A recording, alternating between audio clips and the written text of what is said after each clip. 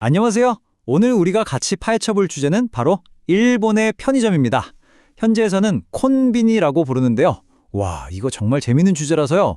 언어 교환 파트너랑 얘기할 때 이만한 게 또 없을 거예요. 자, 그럼 바로 시작해 볼까요?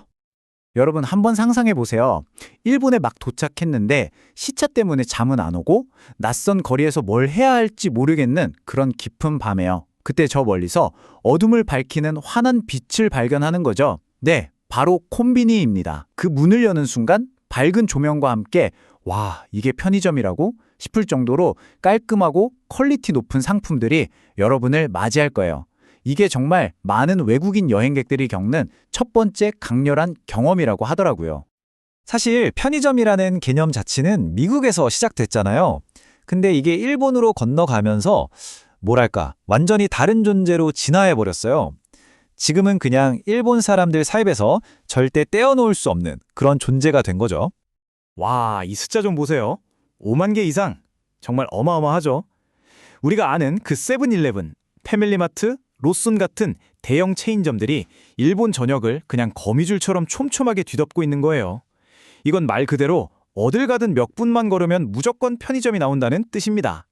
일본 사람들한테 편의점은 그냥 물건 사는 곳 그 이상이에요. 여기서 공과금도 내고 콘서트 티켓도 사고 택배도 찾고 배고프면 따끈한 식사까지 해결하죠. 그러니까 옛날에 동네 사람들이 다 모이던 마을 광장 역할을 지금 이 편의점이 하고 있는 거예요. 그리고 무엇보다 24시간 언제나 열려 있다는 사실, 이게 주는 마음의 안정감이 정말 크다고 해요. 자, 그럼 외국인들이 일본 편의점에 가서 제일 깜짝 놀라는 첫 번째 포인트로 넘어가 볼게요. 그건 바로 믿을 수 없을 정도로 수준 높은 음식입니다. 편의점 음식이 이렇게 맛있다고? 싶을 정도예요. 아, 바로 이겁니다. 그 유명한 마법의 달걀 샌드위치. 아니, 편의점 샌드위치가 뭐라고 세계적인 셰프들까지 극찬을 할까요? 근데 한번 먹어보면 와, 소리가 절로 나와요.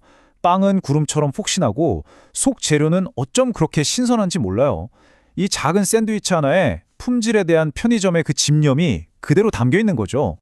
우리가 보통 생각하는 편의점 음식이랑 일본 편의점 음식을 비교하면 그 차이가 진짜 확 느껴져요. 우리는 뭐 좀 눅눅한 과자나 계속 돌아가는 핫도그 같은 걸 떠올리잖아요. 근데 일본 편의점은 완전 다른 세상이에요. 방금 만든 것 같은 도시락이랑 오니기리가 쫙 깔려 있고 웬만한 전문점 뺨치는 샌드위치가 있는 거죠. 아니 근데 어떻게 편의점 음식이 이렇게까지 신선할 수 있을까요? 그 비밀이 바로 여기에 있습니다. 거의 예술의 경지에 이른 물류 시스템 덕분인데요. 도시락이나 샌드위치 같은 신선식품이 하루에 막 두세 번씩 들어오고요. 재고도 시간 단위로 관리해서 조금이라도 신선도가 떨어지면 바로바로 빼버려요. 어떻게 보면 신선함에 대한 일본 문화 특유의 집착이 만들어낸 결과물인 셈이죠. 아, 그리고 이거 빼놓으면 섭섭하죠? 계산대 옆에 있는 그 따끈따끈한 유리 진열장 페미치키 같은 치킨이나 카라게쿤 같은 튀김류 말이에요. 이게 또 그냥 지나칠 수가 없어요. 출출할 때 간식으로도 최고고 바쁜 직장인들이 퇴근길에 사가서 저녁 반찬으로 먹기에도 딱이거든요. 자, 지금까지는 주로 먹는 얘기를 했는데요. 사실 일본 편의점의 진짜 대단한 점은 지금부터예요. 이게 단순한 가게를 넘어서서 일본 사회에서 정말 중요하고 깊은 역할을 하고 있거든요.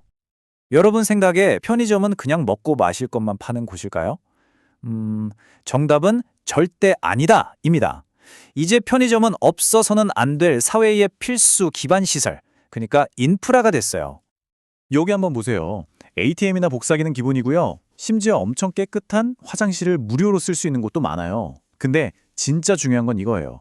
일본은 지진 같은 자연재해가 잦잖아요. 그런 큰 재난이 딱 터졌을 때 이 편의점들이 지역사회 구호센터 역할을 해줘요. 주민들한테 가장 필요한 물과 식량을 공급하는 거죠. 말 그대로 든든한 사회 안전망인 거예요.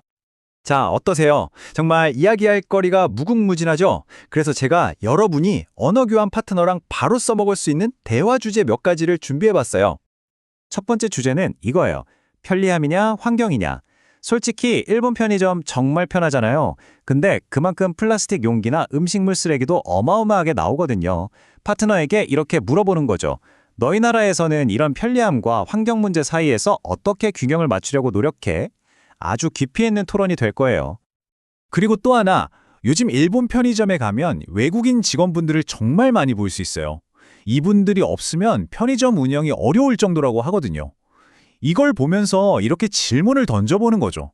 혹시 너희 나라에도 이렇게 이민 노동자들이 없으면 안 돌아가는 그런 산업 분야가 있어? 서로의 사회에 대해 더 잘 이해하는 계기가 될 수 있습니다. 마지막으로 좀 더 가볍고 재밌는 질문이에요. 만약 지금 주머니에 딱 500엔, 한 4, 5천 원 정도가 있다면 편의점에서 뭘 살 거야? 하고 물어보는 거예요. 저는 프리미엄 롤 케이크랑 아이스 커피 한 잔? 이렇게 서로의 최애템을 공유하다 보면 대화가 정말 즐거워지겠죠? 자, 이런 대화를 나눌 때 알아두면 딱 좋은 핵심 단어 몇 개만 짚어드릴게요. 먼저 당연히 콘비니입니다. 그냥 컨비니언스 스토어라고 해도 되지만 일본의 이 특별한 편의점을 말할 땐 다들 콘비니라고 하더라고요. 이 단어 자체에 그 독특한 느낌이 다 담겨 있는 거죠. 다음은 물류입니다. 아까 그 놀라운 신선함의 비밀이 바로 이 물류 시스템 덕분이라고 했잖아요.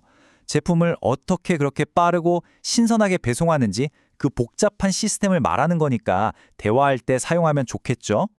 마지막으로 24/7입니다. 하루 24시간, 일주일 내내 연다는 뜻의 영어 표현이죠.